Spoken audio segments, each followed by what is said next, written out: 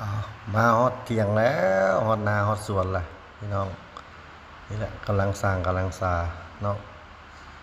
เบียร์ไม้บักบวบบักกำลังเริ่มเป็นค่อยเป็นค่อยไปนี่บักบวบนี่บักฟักอันนี้ตัวนี้สิเฮ็ดเป็นอุโมงค์เนาะสิเฮ็ดข้างบักบวบเป็นอุโมงค์เลาะคันหนองสานี้นี่ประตูเพิ่นพาเลาะเบิ่งผลงานเพิ่นบักถั่วก็มีนะเพิ่นว่านี่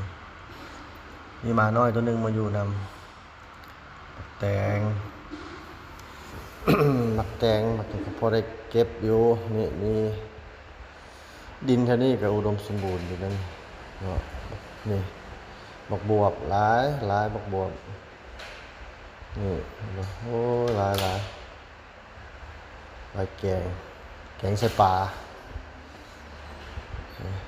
กำลังจอออกดอกออกหมากน้อยๆนี่บักเขือเปาะอันนี้เพิ่นว่าบักเขือเปาะก็ร้อ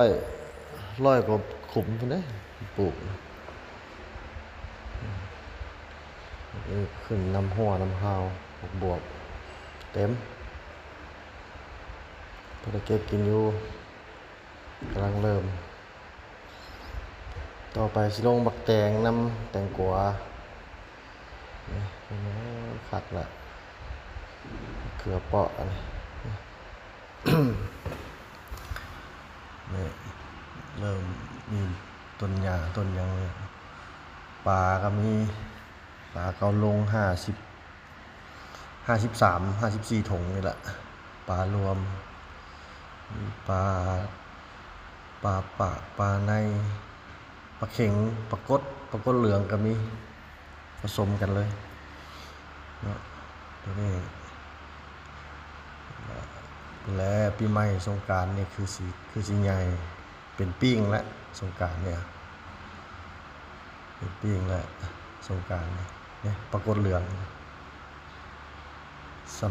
ำปมือสำลูกเคาะ บ้านเราว่าสำลูกเคาะนี่ปลานิล